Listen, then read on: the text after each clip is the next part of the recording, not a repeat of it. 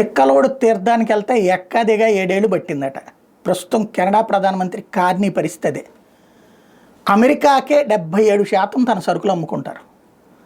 అమెరికాకి 51వ రాష్ట్రం అనేటటువంటిది ట్రంప్ వెటకారం చేయడం వెనకాల ఉద్దేశం అదే. అమెరికాను అడ్డం పెట్టుకుని బతికేస్తుంది కెనడా. వాస్తవంగా కెనడాలో కొన్ని రోజులు నివాసం ఏర్పరచుకుంటే ఆ తర్వాత అమెరికాకి పోవచ్చు అన్నటువంటి రూట్లో పోయేవాళ్ళు బోల్డ్ అంతమంది. చివరికి తన వ్యాపార వాణిజ్యం అంతా దాని మీదనే డిపెండ్ అయ్యింది. చివరికి ఇప్పుడు అమెరికా కోపం వచ్చాక అక్కడ ఉన్నటువంటి ప్రభుత్వం గద్దె దిగడానికి బదులుగా ప్రభుత్వంలో కీలకమైనటువంటి ట్రుడో రాజీనామా చేశాడు. తర్వాత కార్నీ వచ్చాడు. ఇప్పుడు ఈ కార్నీ ఏంటి, ఎలక్షన్లో గెలవడం కోసం సెంటిమెంట్ రైట్ చేస్తున్నాడు. ఎలాగా, అమెరికాకి వ్యతిరేకమైనటువంటి స్టేట్మెంట్లు అక్కడ ప్రజల్ని రెచ్చగొట్టేటటువంటి పని. తీవ్ర వాణిజ్య చర్యలు కెనడా అమెరికా మీద పెడుతుందట. అమెరికాతో పాత బంధం ఇక ముగిసిన అధ్యాయమే అని చెప్పుకొచ్చేశాడు.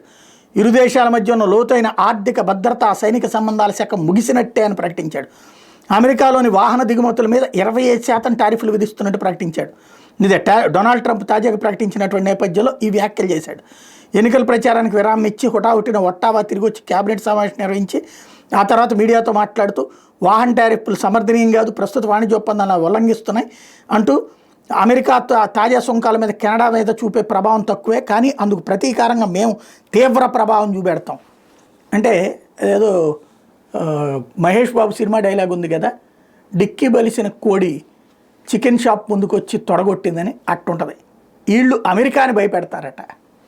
వినడానికి వెర్రితనంగా ఉన్నటువంటిదైనా సరే ఇట్లాంటి మూర్ఖులు కూడా ఇప్పుడు రాజ్యం వెళ్తూ ఉంటారు.